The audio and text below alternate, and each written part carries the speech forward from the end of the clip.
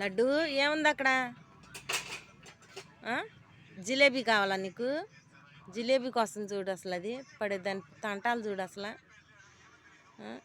ఫ్రిడ్జ్లో పెట్టేనేమో ఫ్రిడ్జ్ చూసుకుంటుంది.